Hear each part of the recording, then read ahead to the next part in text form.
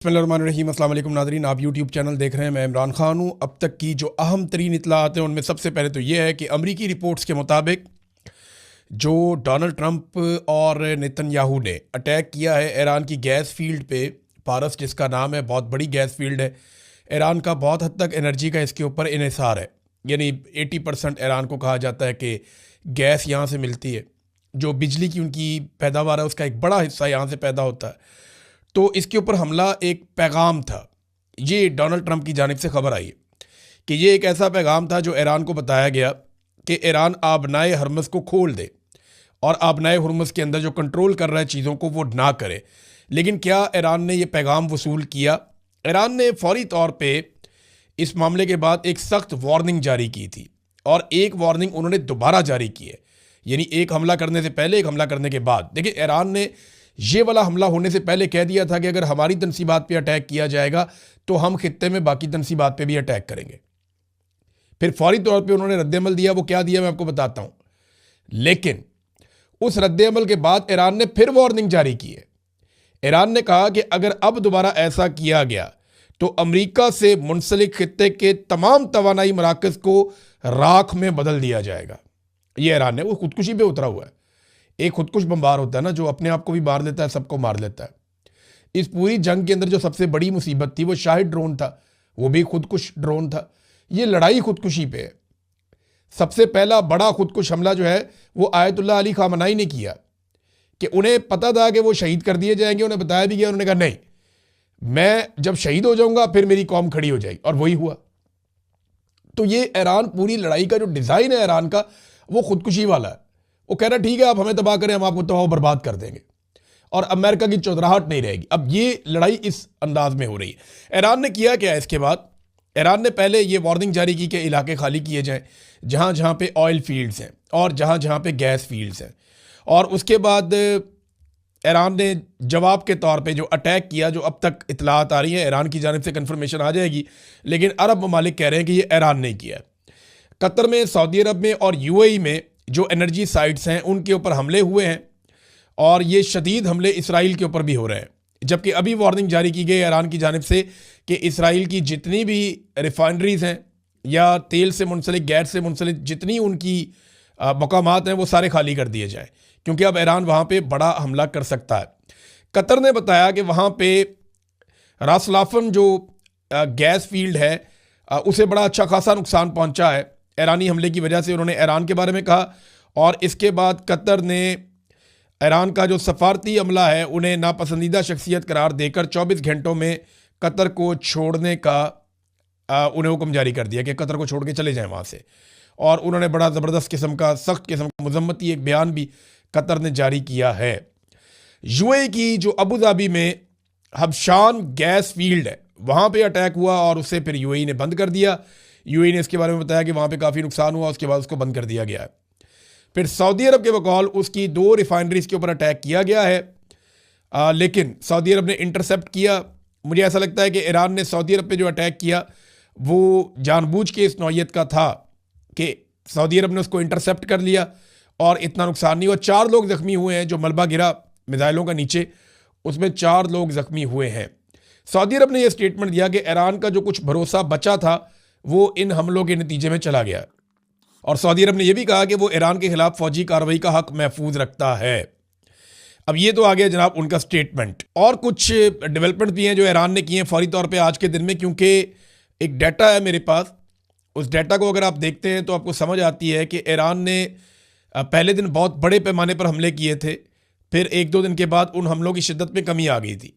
लेकिन अगर आप जंग का 17वां, 18वां, 19वां दिन आप देखें तो ये लगातार मिसाइलों और ड्रोन की तादाद में इजाफा हो रहा है। जब अमेरिका ने यह अनाउंस किया कि अब ईरान के हथियार ख़त्म हो रहे हैं या बहुत थोड़े से ड्रोन और मिसाइल रह गए हैं या 8% रह गए हैं, जब डोनाल्ड ट्रंप ने यह कहा तो ईरान ने एकदम एक्सीलेटर पे पाँव रख दिया और अब ईरान जो है वो ड्रोन भी ज़्यादा मार रहा है और मिसाइल भी ज़्यादा मार रहा है।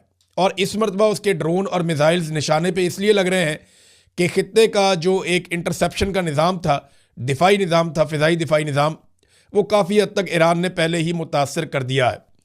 ईरान ने रियाद में, सऊदी अरब का शहर है, वहाँ पे अमरीकी फाइटर जेट्स का जो फ्यूल डिपो है वो भी तबाह कर दिया है। इसके अलावा यूएई के अल-मिनहार एयर बेस पर ईरान ने एक और हमला किया है। इसराइल के बिन गवीरियान एयरपोर्ट पर तबाही मचा दी है, वहाँ पे 3 तैयारे भी तबाह होने की इत्तला आई है। तो ये ईरान अपनी जो स्ट्राइक्स है, जो हमले की कैपेसिटी है, उसको बढ़ाता जा रहा है। और जिस तरह ईरान के ऊपर ज़्यादा हमले होते हैं, उसी तरह ईरान वापस भी ज़्यादा हमले करता है। अब ईरान ने यह कहा कि दोबारा अगर हमारी ऑयल की या गैस की तनसीबात को निशाना बनाया गया तो हम जवाबन बाकी सबकी तनसीबात को निशाना बनाएंगे। ये ईरान क्यों कर रहा है? क्योंकि सऊदी अरब देखें, ये कहता है कि हमारी सरजमीन से कोई हमला नहीं हो रहा। यही बात जो है वो बाकी ममालिक भी कह रहे हैं कि हमारी सरजमीन से अटैक नहीं हो रहा। लेकिन इन मुल्कों के अंदर अमेरिकन अड्डे मौजूद हैं और अमेरिकन ने इनको इस्तेमाल किया है ईरान के खिलाफ लड़ाई में। जबकि इसराइल जो है वो जितने भी हमले करता है वो इन्हीं ममालिक की फ़िज़ाई हदूद इस्तेमाल करके करता है। ऐसा नहीं हो सकता कि इसराइल जो है वो बहुत घूम फिर के पूरी दुनिया का चक्कर लगा के आए, वो इन्हीं ममालिक के ऊपर से आता है। यानी अमरीकी तैयारे जो यूके की फ़िज़ाई हदूद से उड़ के जाते हैं लड़ने के लिए, यूरोपियन ममालिक उन्हें अपनी फ़िज़ाई हदूद नहीं दे रहे। जो यूके से अमरीकी तैयारे, जेट तैयारे लड़ने के लिए आते हैं या हमला करने के लिए आते हैं, उन्हें यूरोपीय ममालिक अपनी एयर स्पेस तो नहीं दे रहे। ना स्विट्ज़रलैंड ने दी है, ना बाकी ममालिक दे रहे हैं। स्पेन वैसे ही बहुत खिलाफ हो गया है और फ्रांस ने भी जंग में शामिल ना होने का फ़ैसला किया है। तो जो अमरीकी जेट तैयारे हैं वो एक बहुत लंबा चक्कर लगाते हैं समंदर में और उसके बाद वो फिर गुजरते हैं इटली, स्पेन के पास से फिर आगे इटली आ जाता है, फिर यूनान आ जाता है। इस एरिया में वो अपनी रीफ्यूलिंग करते हैं जो हवा में हो जाती है। रीफ्यूलिंग के बाद वो फिर जो मेडिटेरेनियन सी है वहाँ से दाखिल हो जाते हैं इसराइल की हदूद में। इसराइल से आगे उर्दन, सऊदी अरब और फिर इराक। इसके बाद वो जाकर अटैक करते हैं ईरान के ऊपर। तो सऊदी अरब की और इराक की और उर्दन की, इन ममालिक की जो फ़िज़ाई हदूद है और इसराइल की, ये इस्तेमाल होती हैं जब भी ईरान के ऊपर अटैक करना होता है और ये अमेरिका इस्तेमाल कर रहा है। अब आप अंदाज़ा करें कि यूरोपीय यूनियन या यूरोपीय ममालिक अपनी फ़िज़ाई हदूद अमेरिका को नहीं दे रहे। कई ममालिक अपनी फ़िज़ाई हदूद अमेरिका को नहीं दे रहे, लेकिन अरब ममालिक की फ़िज़ाई हदूद अमेरिका इस्तेमाल कर रहा है। वजह यह है कि दिफाई नुक्ता नज़र से इनके कुछ मुआहदे हैं और अमेरिका सऊदी अरब का, यूएई का, कतर का, उर्दन का, इन ममालिक का दिफा भी करता है और इन्होंने आपस में दिफाई मुआहदे किए हुए हैं। बहरहाल इस हमले के बाद, या ये जो हमले हुए हैं इसके बाद काफ़ी कशीदगी है और ईरानी वज़ीर ख़ारजा ने फ़ौरी तौर पर राब्ते भी किए। हमला करने के बाद उन्होंने तुर्की से रब्ता किया, सऊदी अरब के वज़ीर ख़ारजा से रब्ता किया, मिस्री वज़ीर ख़ारजा से रब्ता किया और पाकिस्तानी वज़ीर ख़ारजा से भी उनकी टेलीफोनिक बात हुई है। और सऊदी अरब ने फ़ौरी तौर पे एक मीटिंग बुलाई इन हमलों के बाद कि अब करना क्या है। तुर्की के वज़ीर ख़ारजा थे उस मीटिंग में, सऊदी अरब के वज़ीर ख़ारजा थे, मिस्री वज़ीर ख़ारजा थे और इन्होंने टेलीफोनिक रब्ते भी किए हैं मुख्तलिफ़ ममालिक के वज़राए ख़ारजा के साथ। सऊदी अरब ने यह क्लेम किया है कि पाकिस्तान के साथ एक दिफाई हमारा मुआहदा है, अगर ईरान के साथ हम लड़ाई में उतरते हैं तो वो मुआहदा फ़ाल हो जाएगा और पाकिस्तान हमारी तरफ से लड़ेगा और पाकिस्तान के जो एटॉमिक हथियार हैं वो सऊदी तजज़ियाकार हैं, वो ये बात कर रहे थे। और आपको पता है कि वो कोई भी ऐसी बात वहाँ पे नहीं की जा सकती जो सऊदी हुकूमत की मर्ज़ी या मंशा के ख़िलाफ़ हो। वहाँ पे वो बात नहीं हो सकती, ये हम सारे अच्छी तरह जानते हैं। तो अब ऐसा लगता है कि पाकिस्तान को कोई ना कोई पोजीशन लेनी पड़ जाएगी आने वाले दिनों में। लेकिन एक इंटरेस्टिंग चीज़ मैं आपको इसमें बताता हूँ, वो ये है कि ईरानी वज़ीर ख़ारजा ने, आपने देखा होगा 1-2 दिन पहले एक खैर सगाली ट्वीट किया था पाकिस्तान के बारे में और पाकिस्तान का शुक्रिया अदा किया था। पाकिस्तान की जानिब से किसी हाई ऑफिशियल ने, किसी बड़े ऑफिशियल ने इस ट्वीट के ऊपर जवाब नहीं दिया। यानी नॉर्मली तो ये होता है ना, जब आपकी तारीफ़ कोई करे तो फिर आप जवाब देते हैं। वज़ीर ख़ारजा इसके ऊपर जवाब दे सकते थे, वज़ीर इत्तलात इसके ऊपर जवाब दे सकते थे, लेकिन मैंने देखा नहीं, या मेरी नज़र से नहीं गुजरा।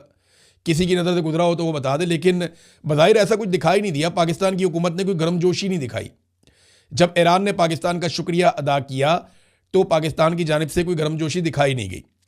ईरान ने पाकिस्तानी ऑयल टैंकर्स के लिए आबनाए हुर्मुज़ को भी खोल दिया, लेकिन इसके बावजूद पाकिस्तानी हुकूमत ने इस बात को इंश्योर किया कि पाकिस्तानी ऑयल टैंकर्स के हवाले से पाकिस्तान के मीडिया में ज़्यादा ख़बरें ना चलें या ख़बरें चले ही ना। बल्कि ऐसी ख़बरें मैंने सुनी और सोशल मीडिया के ऊपर बाकायदा इसका इजहार किया गया कुछ सहाफ़ियों की जानिब से कि यह मना किया गया है कि जो पाकिस्तानी ऑयल टैंकर्स हैं वो कहाँ से गुजरते हैं, कैसे आते हैं, इसके बारे में रिपोर्टिंग ना की जाए। तो पाकिस्तान को ईरान ने 2 किस्म की फैसिलिटीज़ दी। एक तो ईरान ने कहा ठीक है जी, हम आपको सस्ता तेल भी देते हैं, आपको जितना चाहिए आप हमसे ले लें। दूसरा, ईरान ने कहा कि ये रास्ता आप इस्तेमाल करना चाहते हैं, आप हमारे भाई हैं, आए आप रास्ता इस्तेमाल करें। तीसरा, ईरान ने पाकिस्तान का शुक्रिया भी अदा किया कि पाकिस्तान का किरदार इंतहाई काबिल तारीफ़ है और पाकिस्तान का बहुत शुक्रिया, ये भी ईरान ने कहा। तो ये खैर सगाली ट्वीट भी उन्होंने किया। उनकी पूरी कोशिश है कि वो कुछ भी करके पाकिस्तान को इस लड़ाई से बाहर रखें और पाकिस्तान को इस लड़ाई में गैर जानिबदार रहने पर मजबूर करें। लेकिन अगर सऊदी अरब या बाकी अरब ममालिक इस लड़ाई में उतर गए तो डॉलर और पैसा तो वहाँ पे है और अमेरिका भी वहाँ पे है, तो पाकिस्तान को ना चाहते हुए भी इस लड़ाई का हिस्सा बनना पड़ सकता है। अभी कुछ कंफर्म आप कर नहीं सकते, लेकिन इखलाकी नुक्ता नज़र से पाकिस्तान को इस लड़ाई से बाहर रखने के लिए कोशिश उन्होंने की है ईरान ने। देखिए, अगर पाकिस्तानी इस लड़ाई में